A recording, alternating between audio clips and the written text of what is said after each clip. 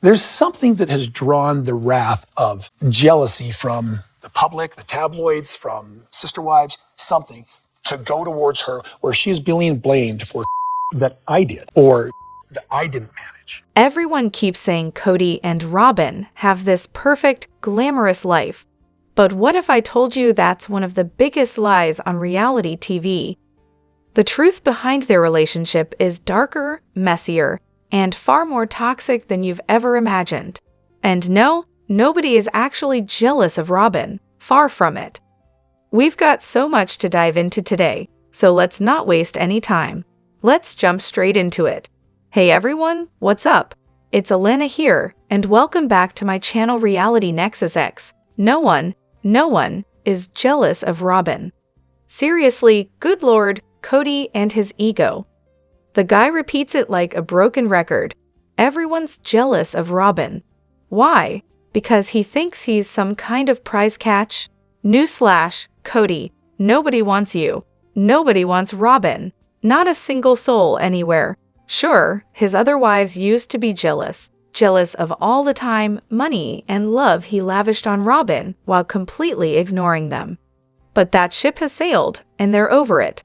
Over him. Over Robyn. Nobody's jealous that she's now stuck with him 24/7. He even claims we, the public, are jealous of her. Jealous of what exactly? Her never-ending doll collection? Her fan club among the polygamist men? Those eyebrows? Her questionable IQ? The thriving business she doesn't seem to run? Her emotionally stunted kids? The fat bank account that won't last? Her sex life, if you can call it that? Because, let's be honest, Kody's too selfish to care about anyone's pleasure but his own. Or maybe her wardrobe, if you find Mother of the Bride floral house dresses as a fashion statement. Seriously, Kody, you need a new excuse for your awful behavior. And can we talk about that camera angle? It's hilarious. Kody looks like a bobblehead with a head that grows bigger each frame. It's like the Wizard of Oz met an evil ghost painting. I'm genuinely jealous of Robyn's ability to cry without a single tear. Is that magic makeup? Her nose doesn't run, her eyes don't get puffy or red. She cries like an art form, an absolutely fake one, stepping out of frame when she can't even wet a Kleenex. I just can't. Bet that's the driest place in her life. Her daughter, yes, the one who looks just like her, can cry the exact same way. And those eye rolls? Pure Robyn. Wild. Imagine anyone being jealous of someone who perpetually dresses like she's about to host a floral-themed brunch for a retirement home. Meanwhile, Kody's forever rocking that grody head look. He's so delusional. The only one who admitted jealousy was Christine, and she had every right. After all, Kody's blatant favoritism made it obvious. But for everyone else, nope, not jealous. We only think about Robyn when a new episode drops, and even then it's more, oh there she is again. Kody just can't grasp that the OGs, the viewers, the kids, they don't care about his petty rants or what he thinks. Nobody wants to hear the broken record of everyone's jealous. Christine moved on. She cries, she mourned. She found someone who actually listens and loves her. No more conditional love. She can't believe she ever cared about Kody or Robyn. Meanwhile, Kody's headshots are a running joke. His head looks bigger with every frame. Thanks, genetics, and those lost ringlets. Kody thinks Robyn's a catch. Spoiler, she's just average, needy, whiny, a shopaholic, and a lifelong financial burden. She'll be his ball and chain forever, supporting her and her kids. Honestly, no redeeming qualities jump out. She's polite when reviewing Etsy hauls. So adorable, right? But she'd sell Kody's organs if she had to keep her kids comfortable, who, by the way, might never function as independent adults. Evil, sure. Effective? Also yes. Robyn did help when Leon came out, trying to get Mary to accept him. But really, it felt more like spite than support. And don't get me started on the family work. There were always 3 women and 13 kids spread across 3 houses, but somehow Robyn never lifted a finger. Instead, the other wives were footing her bills. How does that even make sense? Kody refuses to own up to his favoritism, neglect, and the mess he created. Instead, he clings to this ridiculous narrative that everyone is jealous of Robyn and their perfect life. But that's just his rebuilt ego keeping him afloat. If he ever stops telling himself that lie, he'd have to face years of ignoring his original wives, mistreating his kids, and being an all-around terrible husband and father. That truth would crush him. Until then, he'll keep spinning tales, blaming jealousy whenever anyone calls him out. Because admitting the truth? That's a horror show he can't survive. Never ignore what children feel during major family changes, because that's exactly what happened in the Browns family, and it shattered the kids' world. What happens when parents care more about their desires than their children's well-being? The answer is ugly. For once, someone said what desperately needed to be said, and it was Janelle. She pointed out the obvious. Maybe, just maybe, they should have paused and actually listened to their kids before bulldozing Robyn and her trio into the family. Revolutionary idea, I know. Instead, they basically told the kids, even the teens, to suck it up. This is your new mom now. These are your new siblings. You'll love it, or at least pretend to. Because nothing says stable family like forcing traumatized kids to perform emotional acrobatics for their dad's midlife crisis. Janelle was spot on. The kids had very valid concerns. Like maybe they didn't want to divide their already microscopic time with their dad between 3 more children and another wife. Shocking, right? But no one asked. No one cared.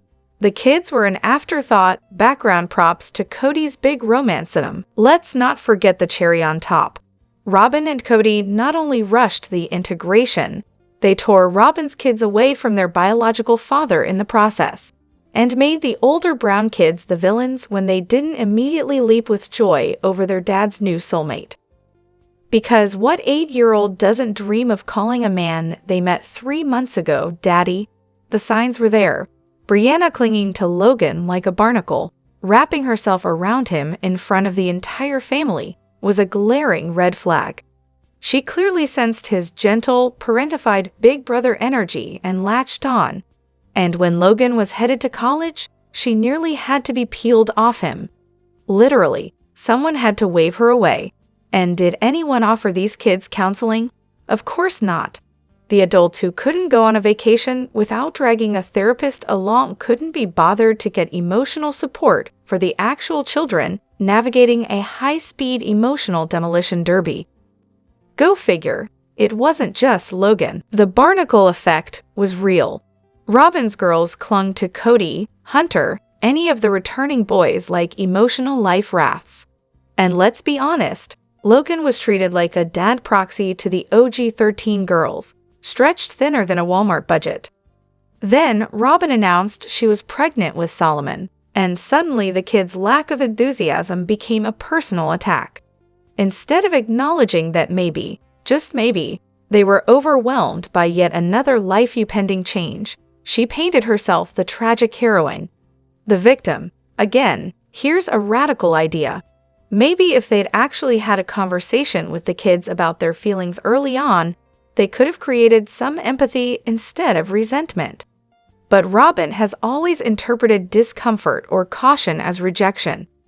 Because heaven forbid the kids not jump for joy over sharing a house with strangers and losing even more of their dad. Robyn and Kody expected everyone to embrace this new, blended family immediately, no questions asked, like it was some Disney special, not real life. But blending families, especially ones this big and complex, requires time, care, and a plan. They had none of those. And Robyn's idea of integration, forcing her kids to call Kody dad from day one, forcing them to move again, forcing everyone into this fantasy that they were one big happy family. Meanwhile, OG kids had to deal with parentification, poverty, multiple moves, and watching their dad drool over his new wife. Delightful. The older kids were remarkably gracious given the circumstances. They were already spread thin, emotionally and literally, And now they had to make space for more kids, more chaos, and less food in the pantry. And let's be honest, Robyn cries victim to her kids constantly. The "they don't want us" narrative has been drilled into them, while she conveniently ignores how she steamrolled into the family. Even now, she blames the OG kids for any tension, as if they plotted this mess, and not the adults who made every reckless decision. Ironically, the kids probably would have accepted Robyn's kids eventually, but they weren't given the chance to build relationships. They were told to love them, just like they were told to leave Utah, told to smile for the camera, told their feelings didn't matter. All of this was poorly handled from day one, by every adult, yes, even the ones we like. The failure to prioritize the children is mind-blowing. Polygamy aside, who on earth thinks it's a good idea to tell your kids, "Here's your new family, adjust by Tuesday"? So yes, Janelle finally saying it out loud matters. It doesn't erase what happened, but it starts the conversation. And it reminds us that children aren't accessories to their parents' choices. They're people, and they deserved better. What if I told you the man at the center of Sister Wives isn't the hero you thought he was? For 18 seasons, Kody Brown played a role, pretending to be the loving husband, while behind the scenes, it's been a toxic nightmare. This isn't just drama. It's a deep dive into why Kody's story is unraveling faster than ever before. What's wrong, Kody? Seriously, what's actually wrong with this guy? He had 3 wives he clearly hated, Mary trying to suck his soul dry, Janelle just using him for his body and cash, and Pristine, the one he never liked, only played games with, and now they're all gone. So what's the problem? If I had 3 people I hated leave my life, I'd be doing cartwheels, not sulking in a dark corner. Poor Kody. After years of being used strictly as a human sex object, waist stud, for others' pleasure, all he ever wanted was, well, something more meaningful. Lifetime should call this saga more than six-pack abs, the Kody Brown tragedy, because honestly, if he actually had a six-pack worth flaunting, maybe we'd get the obsession. But nope, after 18 seasons, those abs remain as mythical as Bigfoot. Robyn's tears might as well team up with Kody's non-existent six-pack for a bowling league. Now, Kody claims his anger issues have been punishing himself. Oh sure, because what better way to self-punish than to pick fights with Robyn, the alleged love of his life, and alienate everyone around him? What a piece of work. How's making people hate you supposed to be self-inflicted punishment? Can you imagine what the kids are enduring? He's clearly looking for healing, but sorry, QAnon conspiracies, misogynistic online echo chambers, and his twisted version of religion won't fix this mess. Dude needs a grippy sock vacation and a serious cocktail of brain meds.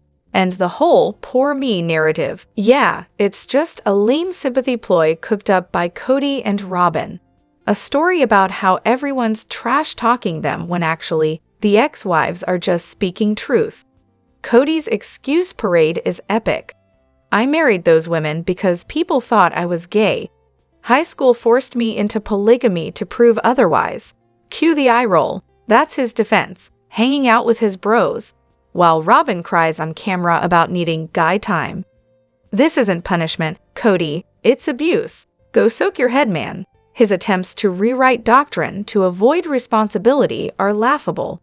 I love them but wasn't in love. My marriage covenant doesn't include soul disillusionment. What a joke. Growing up around similar polygamous teachings, I can say this guy has been bending religious rules to excuse his selfishness. No insight, no repentance, just bitterness and misery ahead. He blames Christine for the kids not wanting to speak to him, but last time I checked, she wasn't the one tearing people down. The cognitive dissonance here is staggering. Then there's the physical meltdown. Swollen, puffy, roid-faced Kody, probably hopped up on steroids and beer, looking as charming as ever. His so-called six-pack is about as real as his empathy. And his violent tendencies? Punching women and kids, but scared to confront a man. Classy. A real role model. Meanwhile, he acts like the pinnacle of masculinity, but is just a grifter, desperate to prove he's still got it. Robyn and Kody's self-pity party is almost entertaining until you remember the damage. Mentally abusive behavior, neglect, and broken families. The only silver lining? Christine and Janelle have grown into strong, independent women because of him. The narrative he spins on TV is pure fantasy. Everyone knows it. The poor me sob story about how he suddenly lost everything after 4 years? Grow up, Kody. Time to evolve, or just admit defeat. The truth is, he never really loved those women. He loved the idea of being worshipped. Once that stopped, he blamed everyone else. Now, stuck with Robyn, who may want polygamy, but also craves the spotlight, Kody's ego has imploded. He's angry because he's exposed for who he truly is. A bitter, fragile man-baby with zero self-awareness and no capacity to change. Watching him wallow in ego death post-coronavirus COVID has been painful, except for us, because the cringe is real. Despite all the chaos, the ex-wives and kids are thriving without him, and the audience? We're done pretending this is anyone's show but Kody's ego trip. In the end, Kody's dark place isn't some deep personal crisis. It's the hangover from a lifetime of losing control, being publicly hated, and realizing the fantasy he sold never existed. Ever wondered what happens when the tables finally turn on a reality TV king? If you're tired of the same old drama and want the real story behind Kody's unraveling empire, you've got to hear this. Oh, the irony. Christine has finally flipped the script on Kody, making him feel exactly how he made her feel when Robyn showed up. Now Christine's practically glowing, flaunting her new love like Kody did when he started dating Robyn. But credit where it's due.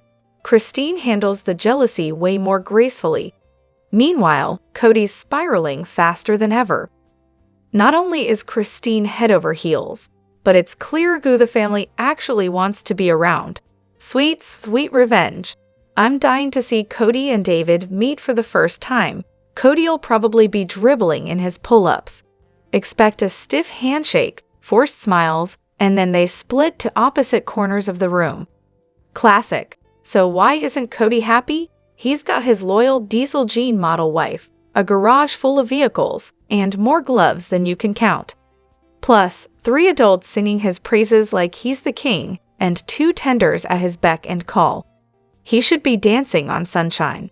Seriously, why the long face? He claims he never loved the first 3 wives, so why is he blaming them for the family's meltdown?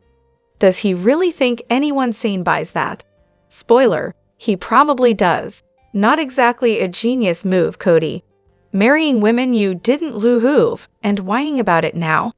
Poor guy had to wet his pencil in a gross woman. Wah. Watching early episodes again is heartbreaking. They were mostly happy before Robyn came in and sucked the life out of things. Kody followed her every whim, lost most of his family, and now you can see the rage simmering underneath. He gave everything up and ended up miserable. It's sad to watch. And that line about never being in love with the OG wives? Please. There was love there. Real, messy, complicated love. The jealousy stories, the favoritism, they all show that. Plus, the whole God told me to marry them thing. Now, suddenly that was a lie. So which divine callings were real and which were just delusions? And what about the 13+ kids who deserve to know they were born from love, not just some burden their dad had to service?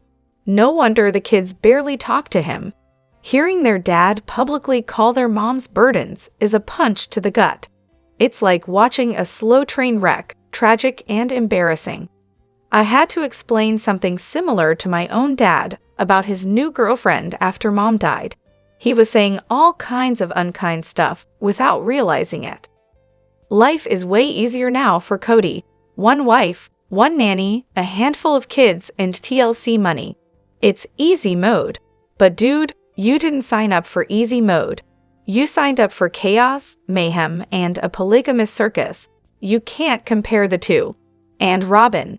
The more I learn, the more I think her ex-husband was a saint. She's full of lies, zero tears, and maximum manipulation.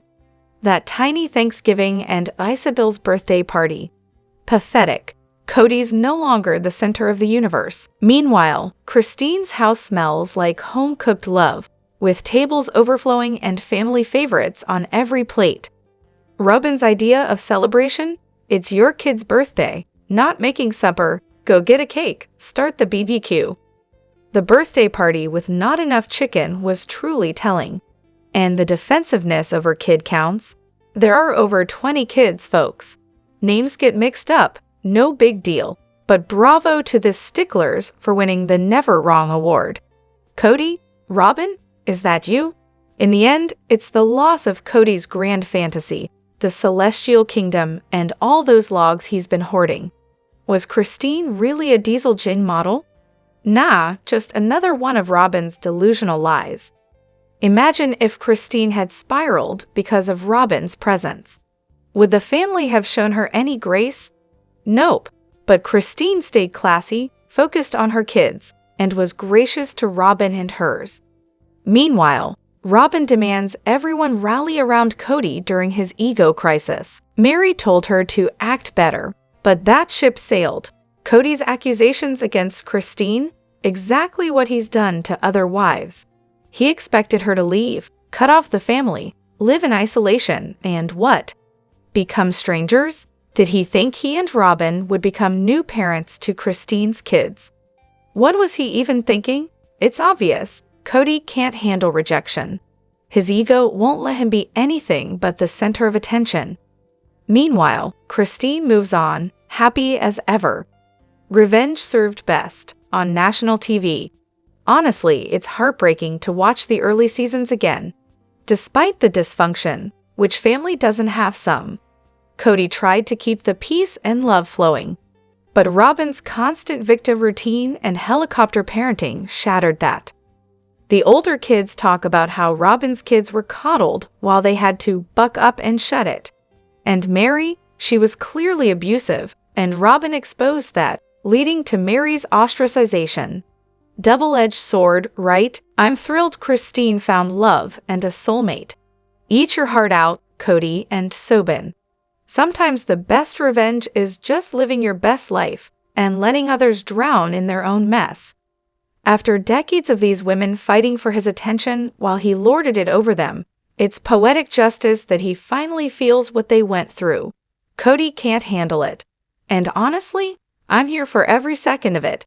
Let me know what you think in the comments. Don't forget to hit that like button and subscribe to my channel.